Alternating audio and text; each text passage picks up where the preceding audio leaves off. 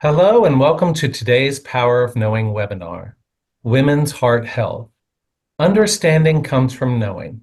February is America's Heart Month, and for women, cardiovascular disease is the #1 cause of death.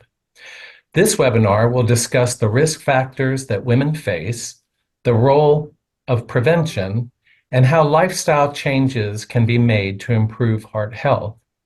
This free webinar series called The Power of Knowing was created by AuthoriCare Collective, which empowers people to be active participants in their care journey, enabling them to live on their own terms through personalized support for mind, body, and spirit.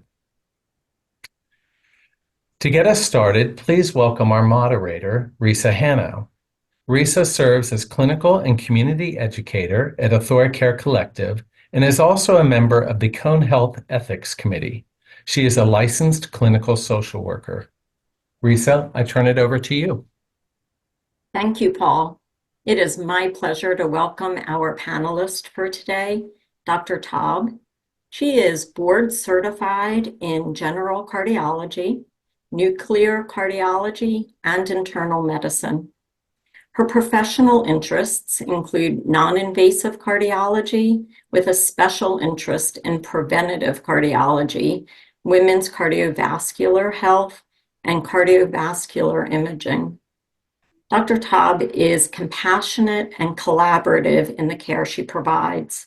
She always strives to develop rapport with her patients that is based on open communication and goes the extra mile to care for each patient to create individualized treatment plans. Welcome. Thank you for being with us today. Thank you, Risa, for that very kind introduction. I appreciate it. Absolutely. And we want to know a little bit about our participants joining us today. So we have 2 polling questions. Our polling questions, the first one is a general question. That is, what roles do you serve? Are you a patient, a caregiver, an advocate, a healthcare professional, human service professional, spiritual care guide? And many of us have many roles, so please respond to all that apply to you.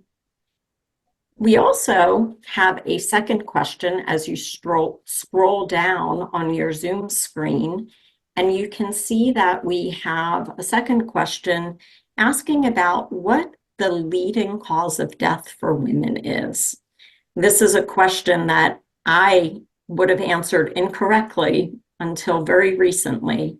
So our choices are breast cancer, heart disease, dementia, and accidents. So if you could go ahead and make a selection, answer that as well. You can see that we have a well-informed group of people on our webinar today. So I appreciate you taking time to answer that. We certainly, when we look at the results of who's joining us, we have a very equal participation of patients and caregivers, a lot of healthcare professionals, and a number of human service professionals, spiritual guides, and advocates. So thank you. And yes, 91% answered correctly that heart disease is the leading cause of death, and certainly why we want to focus on the topic today. So thank you for participating in that poll. As we begin our conversation, I want to invite everybody on Zoom to make use of the Q&A box. You can submit any question at any time during our conversation. We will try to answer as many as we can. I do want to note that Dr. Taub's not going to be giving any individual medical advice, so reach out to a personal provider for anything specific. But for those general questions, we want to answer as many as we can. I think our best place to start, Dr. Taub, is that we know prevention is probably where we can all put some additional focus and use some guidance in terms of what can I do? What can we each do to try to prevent heart disease? All right, Risa, thank you again for having me. I'm so happy to be here and to have this discussion with everybody that's online that'll be listening to us. But as they always say, an ounce of prevention is worth a ton of cure. So I'm really happy to talk about that. Prevention overall in healthcare is important because if you are able to prevent a poor outcome or a bad outcome, that's what we want. But specifically for cardiovascular care, prevention is so important because majority of what happens with people that develop heart disease can be prevented, 80% of that. And usually one of the things that we talk about when we talk about prevention that's really within the reach of the person in their lifestyle. First of all, one of the things is, what do you eat? The foods that we're selecting when we go to the grocery stores, are we staying in the periphery of the grocery stores? Meaning that when you're in the periphery of the grocery store, a lot of times you'll see the fruit and vegetables, you'll see the fresh meats, the fresh chicken. When you go on the side, the freezer that has like the milk and different things.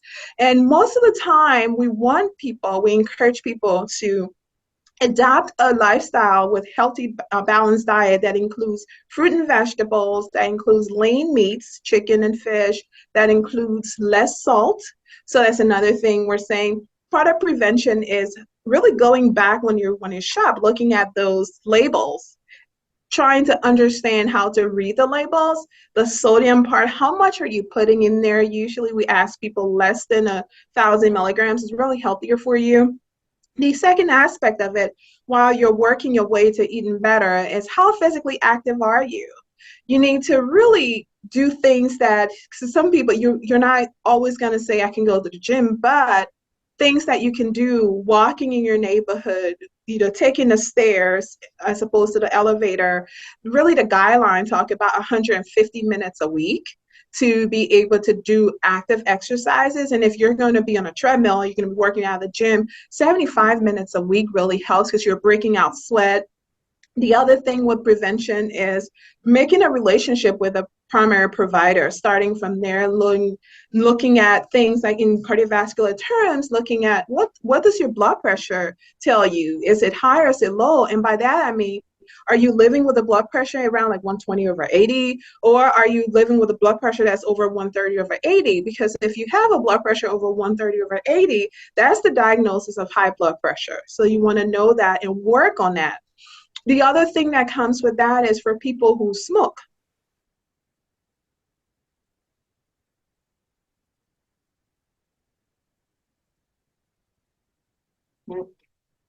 Dr. Taub is frozen. Dr. Taub, are you able to hear us? So now we've talked about things that an individual can really adjust to, but family history can be a big part of prevention, knowing that, okay, my mother had heart disease at the age of 50, father, so things like that. So knowing family history and it's getting on top of it with your physicians or providers in general. So I love the periphery of the grocery store and some very realistic things that we can do. If we take that information and then think specifically about women, we know that everyone should be thinking about prevention. And then there are some specific things that apply to women that we might not all be familiar with. Can you speak to some of those? Absolutely, absolutely. Thank you for that. So the things that I just talked about, like you mentioned, it applies to everyone. But when it comes specifically to females, there are some things that have happened to our bodies, especially for women who have had children.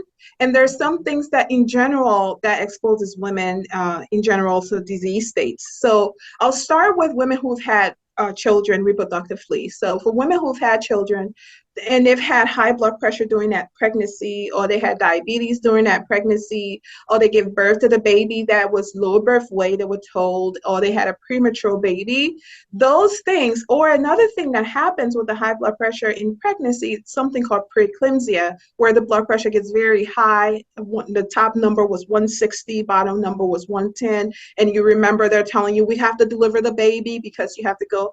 Those things have been now known to be some of the risk factors that traditionally women wouldn't have because they didn't have high blood pressure, they didn't have diabetes. So if one person have experienced that, usually about 10 years along the line, we start actively talking about preventative cardiovascular care. What that means is you really need to know what the numbers are for your cholesterol, the numbers are for your blood glucose. And then we start thinking about things like what we call coronary calcium scoring, which is almost, if you think about the mammogram for breast cancer or the colonoscopy for colon cancer, that's a tool that we have that you need to meet criteria for, and then we can do that testing and see, it's a CT scan essentially, and see if you're starting to build up plaques. The other risk factor groups that can be specific to women are women who've got rheumatoid arthritis, and males can get that as well, lupus, but females get that more. It's predominant in females than in males. And those disease states also increases the risk of heart disease. We call them sex enhancing factors. So if you have that, even without high blood pressure, diabetes, or smoking, it increases that risk. And then if you add the fact that the person have high blood pressure and diabetes, makes it worse. So now for women who have not had children, and infertility is a form, because if they've been trying polycystic ovarian syndrome, it's called PCOS. Most people may know it. What it does really, it causes the stomach area, the abdominal area, to be obese in that sense, meaning that it's going to cause the way the insulin is absorbed is not the same. So they're really at high risk for diabetes. So that increases the risk too for heart disease. Breast cancer treatment, radiation on the left side, if someone have had it, and breast cancer happens in men, but predominantly females. If you've had breast cancer and you've had radiation on that side, exposes women. And then there are some forms of chemomedicine, like the anthracyclines, that leads to not the blockage part of the heart disease, because what I've been talking about mostly was the blockage prevention part of it. But now we're talking about the heart failure part of the heart disease, where the heart gets weakened, the muscles get weakened. So if all of that has happened in a woman's lifespan, we usually encourage women to come, not wait till 65, because if you think about it, traditionally, we talk about, heart disease only really talk about with women over the age of 65. Now, understanding these paradigm shifts on how things are, because we know we forgot information, it really changes when we say, please come earlier and get information and know what your numbers are and start that active prevention. Right. And we have a great question that I think probably many of us have, which is there a specific diagnosis that determines if I have heart disease? For example, does having high blood pressure mean I have heart disease? When do we know that we have heart disease? So when we think about heart disease, so to answer that question specifically, now I'll go into what I started, was usually high blood pressure, or what we call hypertension, really is a high risk under heart developing other forms of heart disease. Okay. But yes, so we put hypertension under the category of cardiovascular diseases that we take care of, because then untreated high blood pressure leads to stroke. Untreated high blood pressure leads to a heart attack. Untreated high blood pressure leads to heart failure, and it can also lead to kidney failure. So yes, we usually put high blood pressure under it. And the fact that you have high blood pressure and you're being treated, that's great, but you also need to know those numbers, because we need to know if the blood pressure is being effectively controlled. Because I meet people who are on one blood pressure medicine and their blood pressure is still like 160 over 100. And I say, oh my God, you're high. And they're like, no, I'm being treated. No, you still need to know. You still need to at least get a blood pressure cuff at home and be in charge of that, because once you know it, you are able to tell your provider, because a lot of times we take care of people and we don't know what the numbers are. But in terms of the rest of what we categorize as heart disease, we look at it in 3 different ways. We look at it plaque buildup that leads to heart attack, really with the atherosclerosis, then we look at it as the weakening of the muscle, the heart failure aspect of it. And then we look at the electrical aspect that is sometimes the most common one is what we call atrial fibrillation, irregularity of the electrical conduction. And some of those electrical aspect of heart disease can lead to cardiac arrest because heart attack and cardiac arrest are separate things. So those are the ways we look at heart disease. Okay. And I know we don't want to give specific recommendations, but somebody is commenting that they struggle with getting an at-home blood pressure cuff that works correctly and is easy to use. Are there some types that we should look for home use rather than others, or have our physician guide us? What's the best way to approach that? Yeah, the one part I would like to understand for that person is what are you using, an arm cuff or are you using a wrist cuff? Have you been able to take your blood pressure cuff to your physician provider? I'll stick with provider because we do have our mid-level providers who are also great. Have you taken that to your provider and say, hey, here's my blood pressure cuff, where they check your pressure and then they manually do it and see the differential there. So there's many factors. I personally tell the people I take care of, the individuals I take care of, I say, bring the cuff in. I'll usually ask them for an arm cuff. I prefer not to use the wrist cuff. And that's a personal preference because a lot of times there's more accuracy from the arm. And I'll go over it with them. And most people, automated cuffs are fine. Automated arm cuff. I don't endorse any specific blood pressure cuff. I try to stay away from that as long as it's effective for the person who's using it and they can afford it. I usually stay away from endorsing specific things because, but yeah, so those are the questions I'll ask you is talk to your provider, to bring it to the office with you. And for caregivers and people who have high blood pressure, bring it to the office with you. They should be able to at least hopefully have time enough for you that it can help you do that. And even some of the times what I do, I'll tell them, show me how you do it at home. And then sometimes it's either right, sometimes it's not, and then we walk through the process. Okay, that's a great idea to bring it, not only to make sure that it's working, but so that you can maybe practice doing it or get help on how to do it accurately. Because part of prevention, we want to make sure we're taking our medication correctly, that we're using our blood pressure cuff correctly. And so I think as we begin to talk about if we have high blood pressure, if we have been told that we have risk factors, we know genetics play into this. So if we do have a diagnosis of heart disease, what are some of the things that we can live our best life from the whole person perspective so that we can attend to that heart disease and we can live the greatest quality of life possible? I like the idea of living your best life because I'm always smiling and laughing with my staff and saying, someday they'll ask me how you're doing. So I'm living my best life, what the interpretation is. And it's different for everyone every time. But one thing you said, Theresa, that really made me happy is the part of prevention. What is that and what's that whole person? But I like to say, first of all, the educational part of prevention is so important because that educational part of prevention leads to the empowerment of the person who's been diagnosed or who is actually carrying that disease. Because at the end of the day, I tell people that I take care of this, I am your navigator. I have the map. You actually have the room of the ship. I will tell you where we need to go, but you have to trust me and you'll decide where we're going. So by that, I will educate them, empower them, and tell them about what to expect. And then we get to the part of how do you, now that you've had this heart attack, now that you've had heart failure and you're on your medicine, how do you live your best life? There are a few things that comes in play.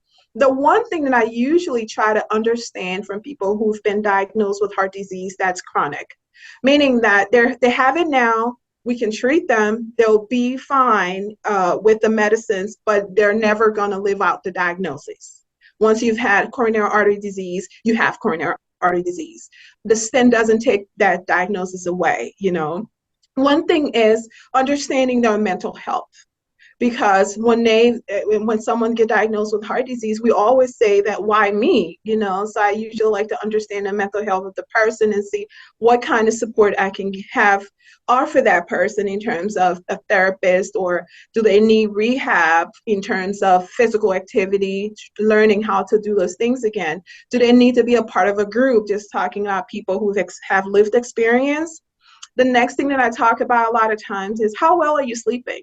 Because when you think about the American Heart Association, sleep over the last year and a half or 2 years now has been added as the Life Simple 8, because getting enough sleep, at least 8 hours a day, taking the medicine accordingly, not the days that you're coming for your doctor's visit, so it can be great, taking it every day. So that's one of the things that I see people struggle with, because if you come from 0 to 10, meaning that you've been healthy all your life, and all of a sudden you've had a heart attack, or you've been told you have heart failure, just the fact of looking at that medicine, you have to have some form of empowerment for that. So that's it. Encourage people, once they're doing their best and once they're at a good state, exercise. People always ask me about the use of alcohol, and I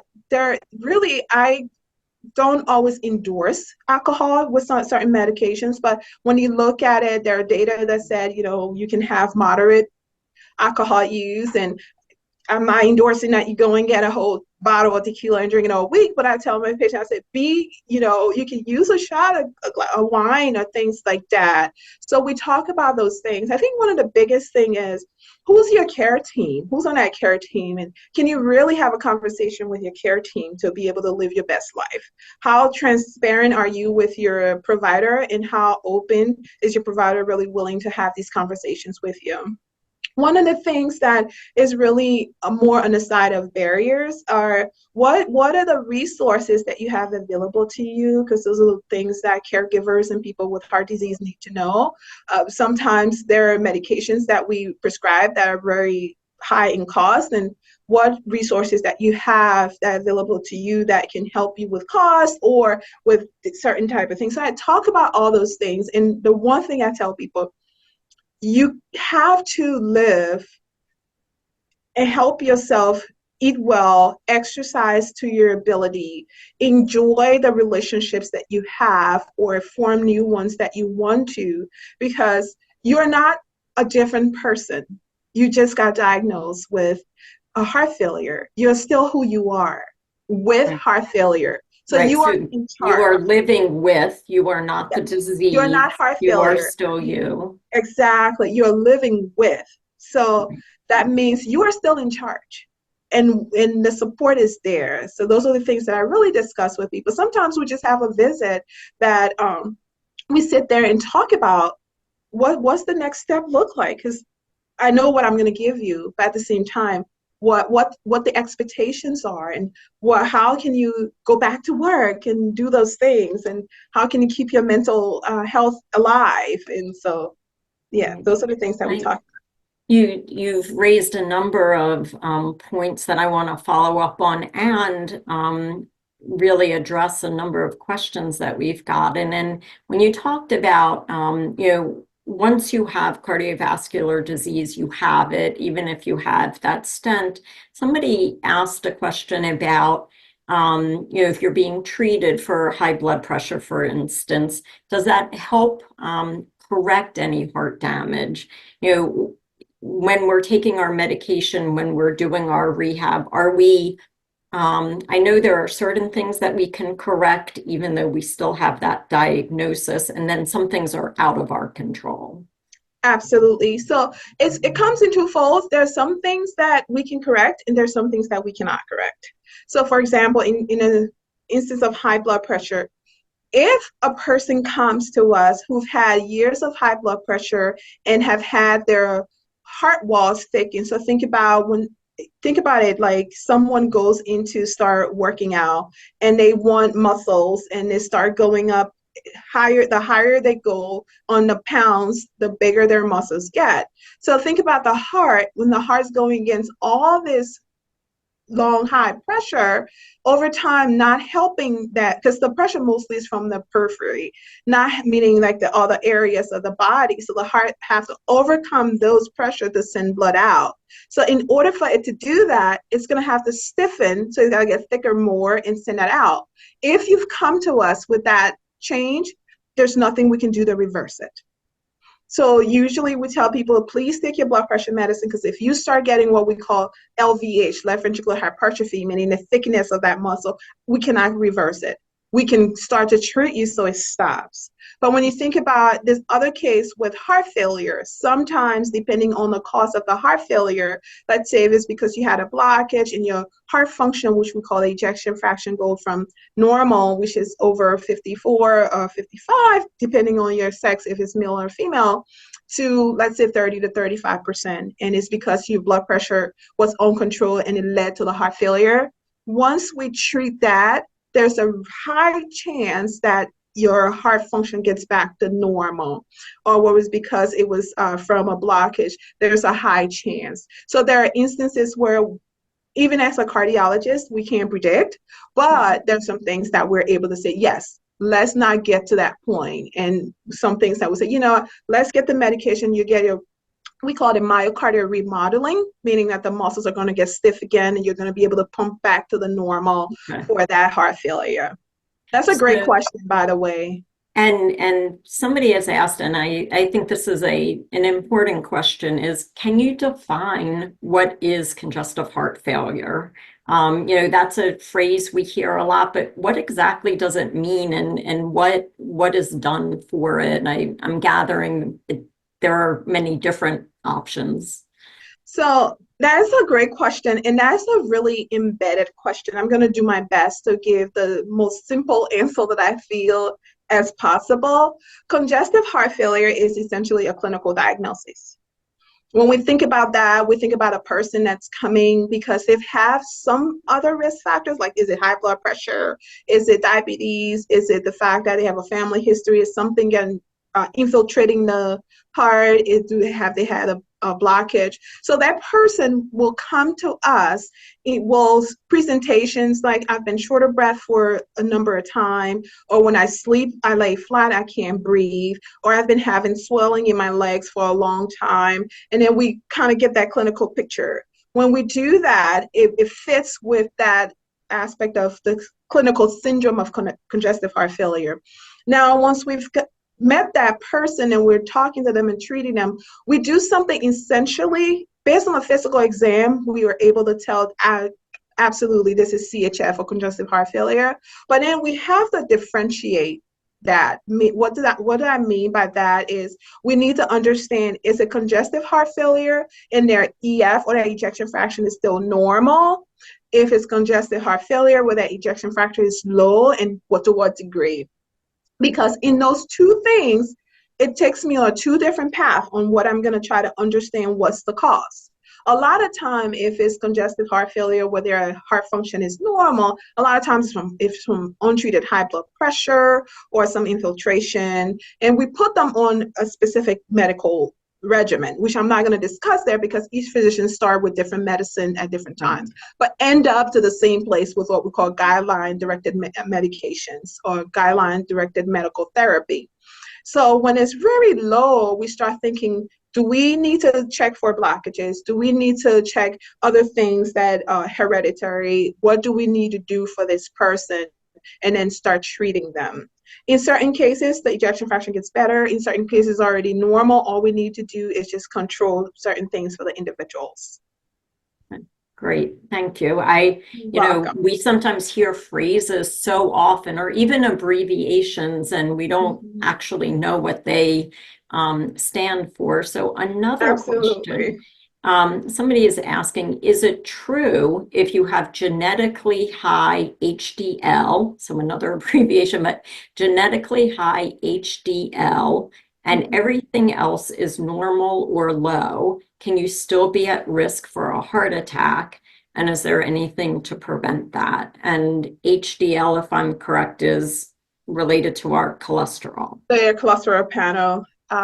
So absolutely, I've not really encountered many patients that have genetically high HDL that end up with a heart attack. So the definition of what a heart attack is has been misunderstood for several years. So that like sudden cardiac arrest, which you're gonna lose your pulse because of arrhythmia, some people call it a heart attack. So I'm hoping that the definition that the person is asking is where we're talking about when we have plaque buildup and it leads to a blockage of blood flow and someone goes there. So genetically, there's something called familial hyperlipidemia, which mostly leads with the higher LDL and something called lipoprotein A. So that leads to people can get exposed to it to get a heart attack or myocardial infarction if someone would prefer that I use a medically labeled term. So yeah, so there are different times, but there are different testing that we have to do that. But if your definition is the same as mine, that's the appropriate answer I give you. But in that instant as well, sudden cardiac death, if that was that definition, that's a complete different aspect of the heart, different aspect there, because that's more what we call arrhythmogenic, leading from a lot of time arrhythmias. Okay, so you were talking about different tests, and we know we're talking about preventative care and also being strong advocates. So knowing not only our numbers, but to the extent that we're able to know our family history. Some of us are limited for whatever reason we might not know, but when we think about the genetic impact, or we know we have family history of things like carotid artery disease or peripheral artery disease, are there different tests that we ought to be having? You mentioned something about a CT scan. Just are there some standard things? And then I would imagine it's very individualized depending on what my situation is. Yes. So the test that I mentioned earlier, the coronary calcium scoring test, is a CT test essentially that people do. And that is specifically for the coronary arteries to tell us the blockages. In terms of carotid artery disease and peripheral artery disease, a lot of times for these to be detected, it's usually for symptomatic people. Okay. Based on their different guidelines. So people, if you have peripheral artery disease that's rampant in your family, meaning a lot of people in your family have it, start thinking about, first of all, if you're smoking, quit, because you definitely are at risk for that. If you have high cholesterol and they're treating you with medicines, if you can tolerate it, please take it, because then you're lowering the risk for developing that. But when you start to feel light walking and you feel cramps in your legs and you feel pain, we need to know, because we do something called ankle brachial index. What that is looking at the blood pressure in the ankle and in the brachial, which is upper here, and looking at a ratio and seeing if you're within a ratio that tells me the blood flow is limited. Then we move on to some type of ultrasound testing.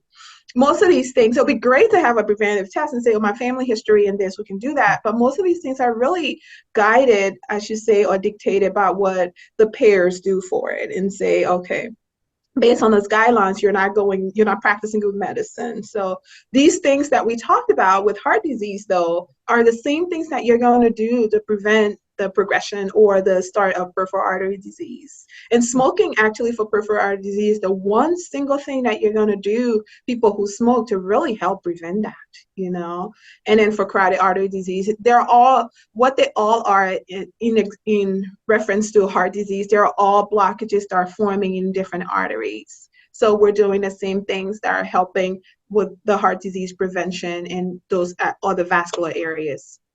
So it really is a partnership between what I can do and then what my provider can do in terms of being hand in hand, what we can prevent and what we can keep from getting worse. Absolutely. If we do have. Somebody is asking a question, and I probably will not pronounce this medication correctly, but will taking a statin element help prevent buildup of high lipid panels? Absolutely. All the data that we have, and just when back in when statins were approved and up to now, all the data that we have are all favorable. That statin use really help prevent worsening of any progression of atherosclerosis, meaning high cholesterol in the arteries. Now, the thing about statin use is a lot of people are intolerant to it, because I'm just assuming that this person is going to send another message, or someone's going to say, well, I can't tolerate it. A lot of people are intolerant to it.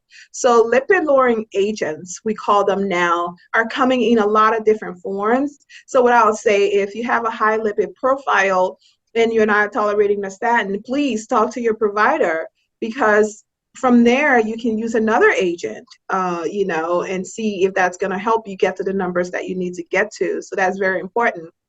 The other thing, I'm very pleased that you mentioned the partnership between an individual and a provider, because it really is a partnership.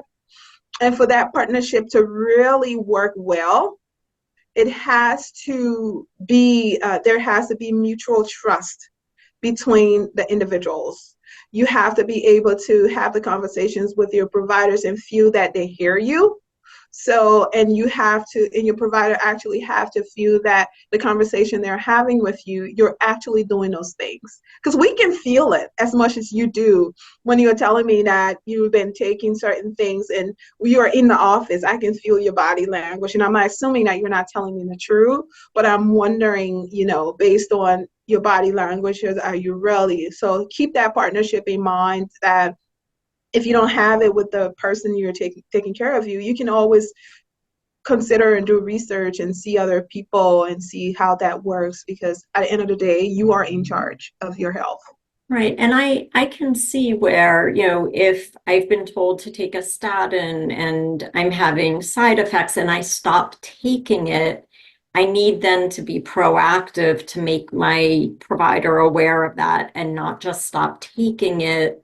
Also, if I can't afford my medication, I need to bring that to somebody's attention. And that can be difficult. I mean, I know that even working within the healthcare system, it sometimes is difficult to navigate healthcare. And I think hearing that I have a right to say, you prescribed this, and this is what is happening for me. Can you help me with another solution? Or that we shouldn't feel badly or feel, afraid to bring up concerns or questions to our providers. Absolutely. So think about it, right? We both have a mutual interest. And that's why you come to visit me, and that's why I take care of you, because that mutual interest is for you to have a good outcome. So I just want everybody who's listening that the physicians or providers that you see, their mutual interest with you is your good outcome.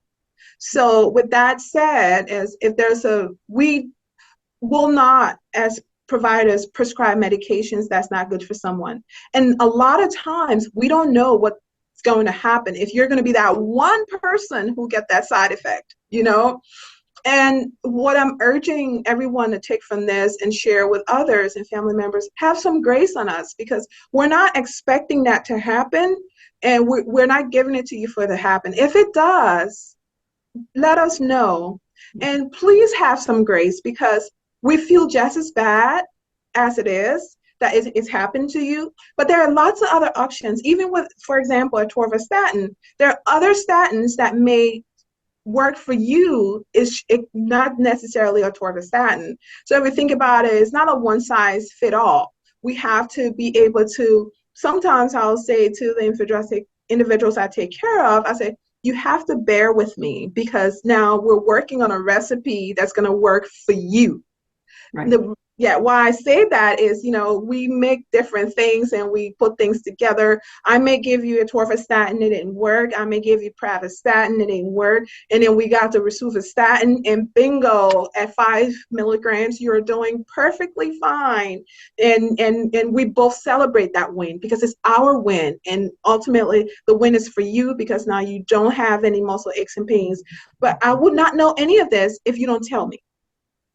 Right. And if I just stop taking it, then I'm causing another problem. Yeah, I would absolutely not know. And then then it created more of a resentment, because I can't understand, or I can't just look at you and feel it. And if you tell me in a way that makes me in a derogatory way, I feel bad. And then I'm helping you still, but it's not a reason that we should have a broken relationship. Just have some grace, and we have that mutual responsibility. And think about this: we have a mutual interest, which is a good outcome in you. Right, right. And somebody has asked a question about injections that are available to reduce high level of lipoprotein A. Are they effective? How long would one, if they are needed? Honestly, this isn't something that I have heard of. So an So injection. that's part of our prevention aspect. That's part of the lipid lowering agent panels that I talked about. So we've got the PCSK9 inhibitors, and then we've got a new medication that's coming off the market that you do 6 months. But the data, I can only go by the data. The data really proves that it's working and that it's effective. If you're asking if I have individuals that I take care of on it, there are. And from what I see, most people really like it, especially people who have been statin intolerant. They do. So that's something that you can discuss with your primary provider.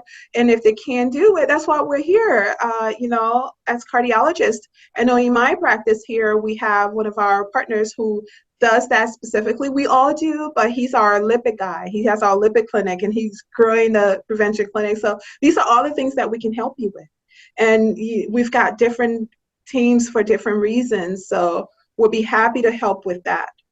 Which raises a question for me, which is when we think about, I've heard the term, there are medical cardiologists and there are interventional cardiologists.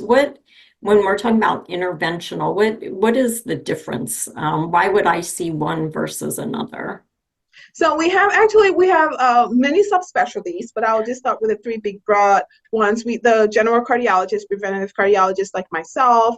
We have an interventional cardiologist, which will be the cardiologist who will be the one that's called if someone have a heart attack, to go in and do procedures for stents, or do a valve if they needed a surgical valve and they're not a surgery candidate, to do percutaneous interventions. And then we have our electrophysiologists, ones that put in pacemakers. When it comes to the preventative cardiologist, we all have different niches. We take care of all the patients the same, but we have one, like I talked about, my colleague, Dr. Hilty, who does the actual lipid clinics and stuff, even though I do it. But if I want to put someone on Repatha, meaning an injectable, or glycerin, I also want him to co-manage with me. Because then that way, two things that person's getting, not only are they getting the best care from two different cardiologists, but they have two separate opinions and two people they can talk to about this and be able to have broad aspect of it. And then in my case, with our practice, my niche is women's heart health, as well as what we call cardio-obstetrics. So if we have a patient with cardiovascular disease who's pregnant, my partners will also have me co-manage with them, or if someone with specific women prevention issues, we'll co-manage with them, because it's not that they can't completely do that care, but then we have a subspecialist with that. We're giving that best care. So we do that well-rounded care. So an individual doesn't feel like, oh, my cardiologist just want me to do this, but there's another opinion. Right, and you're collaborating, so nobody's in a silo, everybody's working together. So somebody has asked, thinking specifically about women, physical signs, I'm thinking for a heart attack, we often hear that there are different symptoms for women versus men, and if you could share some of that information. So the one thing I want to clear up is women can have the same traditional symptoms that men could have, like our basic Hollywood symptom, I call it, where there's the chest pressure, and anyone who's seen Grey's Anatomy has probably seen this, or House, or Chicago Medical, I guess that's the new one. But the chest pressure, jaw pain, and they're feeling that and they're getting short of breath. Women can also have those typical symptoms, but what has not been known for many years, because women has not been part of research studies like we should have been, is the fact that a woman can be experiencing heart attack and all she'll feel will be just a minor shortness of breath, nausea, lightheadedness, abdominal pain, the upper right side, or back pain. So yes. And that's the one message I also would like for people to talk to other women in their lives and they're associated with is those things can happen in heart attack. You could just be tired. So the awareness for a long time has not been there. So this is one of the reasons why I'm glad we're having these conversations, because it really leads to the awareness, because only 56% of women, when the CDC reported last year, knew that heart disease was their number one killer. And when we talk about heart disease in women, we say 1 in 3 women is going to die from heart disease. And then when we narrow it down to minority women, the numbers are even higher in those cases. So looking at the symptoms, do not think that you're going to get the chest pressure, especially if you're diabetic, and mostly for women too. So those are the different signs that can happen. So we have to be able to advocate. If we are having those symptoms, we need to, number one, not just go to bed and assume it will be better in the morning. We Absolutely. need to be clear about what our symptoms are. We need to seek emergency care and really advocate. And I'm thinking perhaps sometimes we need a partner with us, a friend, a partner Absolutely. who can help advocate, because we're not at our best at that moment. Yeah. You always have, and that's a really key point that I would say, always have your advocate person. It can be your friend who you know is going to speak well on your behalf and going to ask. So there's some things that sometimes it's not being aggressive or being arrogant or is asking those nice, humble, clarifying questions. Because sometimes the person who's talking to you may not be seeing it the way you see it. But if you just say, wait a minute, did you mean this? Or have I heard you say this? Sometimes we step back and say, oh, did it come out that way? And we'll explain it to you in a way. And if the person's not choosing to explain it, find someone else on the healthcare team and say, listen, we're concerned. Here's our concern. And those needs need to be addressed, because only we know what we need to do for you medically, but only you as the individual, or you or myself when we're in the hospital, are able to relay what's exactly happening to us. Right. So, and we know, unfortunately, historically, women may not have always been listened to in the same way. We know that people of color are not always treated with the same level of attention. And so that makes the advocacy role even more important to be sure absolutely. that those things are not occurring. Absolutely.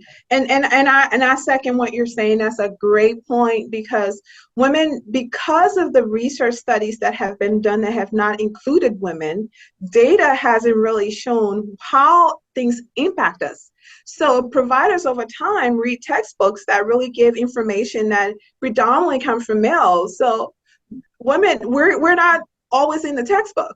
So we need to advocate for ourselves. And mind you, though, it's changing because of all these conversations we're having, and the research lines are really becoming different, which is great. But the only thing when it comes back to minority women, there are a lot of barriers for minority women to access issues to cardiovascular care.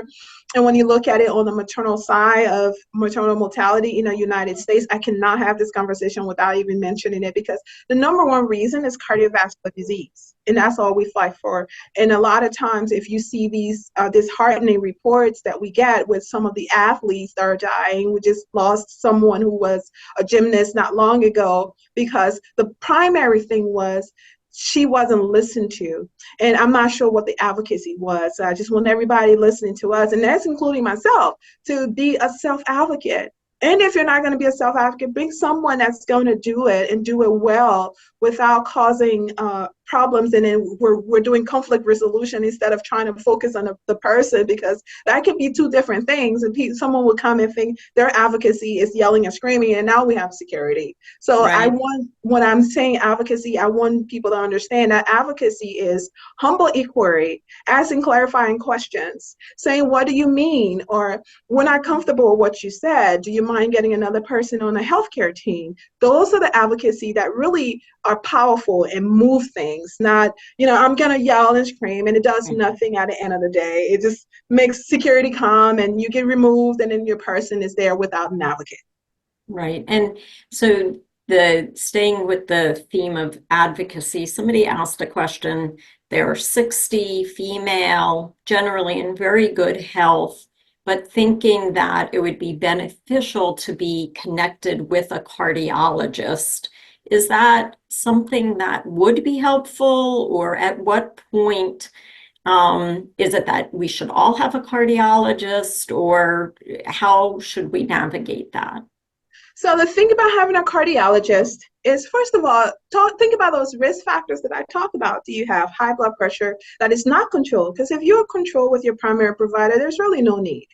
If you have, high cholesterol that's not controlled, and you're having these symptoms that I talked about, you're having chest pain, you're having these things, then yes, advocate for yourself and say, do you mind if I see a cardiologist in consultation? When you get to us and we evaluate you, then we know that, okay, are you a person that we're going to keep and co-manage, or are we going to do all of this and you're fine and you need reassurance, and then you need us to reiterate with you what are some of the signs and symptoms that will have you call my office again. So those are one of the two things that happen. Now, getting the coronary CT calcium scoring, that's something that your primary care provider can work through the scores with you and do. And if you have calcification in there, we're always happy to help co-manage and take care of you and tell you what you need to do. I don't think everyone needs a cardiologist, but I think that if you have risk factors and you're concerned, I think you should be giving the opportunity to speak to a cardiologist to understand. And sometimes it's just peace of mind. And you get that. And we're always good with saying, hey, I don't need to see you all the time. I trust your PCP. Right. These are the warning signs. Okay. So maybe one final question is it possible to have a heart attack and not realize it? Are there ways to detect past heart attacks? So the first question is yes, there have been people who had heart attacks and not realize it. And because when we're talking about heart attacks in this aspect, I'm thinking that we're talking about progression of blockages and flow in the heart. So because what happens sometimes, if you get slow progression of that blockage, your heart finds a way to get that blood. So it causes something called collateral circulation, meaning that those little arteries just start coming from places and give you blood. So yes, we don't generally go after looking for a heart attack, because it's almost like you're looking for something you're not going to do something about. Because if your body has found a way to cause collaterals and you're not symptomatic, we do nothing. That's it. If you're symptomatic and there's an issue there, we go for the testing. We do something, because all the data that shows is how we treat people, because your body has found a way to collateral, your heart's getting the blood. We don't need to do anything about that. Maybe we might need to put you on medicines like aspirin and statins and things like that. But lots of times symptoms drive testing, except in the case of the coronary calcium scoring, which is a preventative too. So you have shared a tremendous amount of information and I think given us some common themes. And so I'm wondering if we were to say, what are your takeaways as we leave this space in terms of what you want us to hold on to as our toolkit and as our charge to go forward? Thanks for giving me that opportunity to give this quick takeaway, Riza. But what I would say is you're in control of this. You got this. You know what to do. We've talked about the healthy eating. That's within your means, the exercising, knowing your numbers, having good conversations with your providers, and be a self-advocate. So this information from our conversation today is going to be sent out to everybody who registered. So please watch it again, share it with others. There will be resources for heart health as a part of that follow-up email. But I want to just thank you just profoundly for sharing your information, not just as a cardiologist, but as a caring person who cares about other people. Somebody made a note that the calcium scoring is not always covered by insurance, but very reasonable. It literally saved her life. So you have shared a lot of information. Clearly, many people have been benefited, and I can see where the theme of being proactive, having a partner, and living our best life every day, wherever we are in our health journey, is what we want to focus on. So thank you so much for sharing your information and sharing yourself with us for today. You're welcome. Thanks for the opportunity. I'm very grateful to be here with everyone. I want to thank our participants. The questions were tremendous. We greatly appreciate it and want to invite everyone. We have been talking about ourselves and living our best life. And so next month, it's going to be on Tuesday, March 2nd. We're going to be focusing on identifying and addressing social isolation, because that is something that greatly impacts many of us, whether we're caregivers, we have health concerns, or just going through our day-to-day life. So please register for our March webinar. I always like to leave with a quote, and one that really spoke to me is that sufficient sleep, exercise, healthy food, friendship, and peace of mind are necessities, not luxuries. And that was shared by Mark Halpern. And I think that's a wonderful place for us to end our conversation today. So thank you all for joining us. Join us next month and look for the email with the follow-up, with the access to the recording, and also resources. Thank you again, Dr. Taub, and everyone who joined us today. Have a good day. Thank you. You too. Thank you.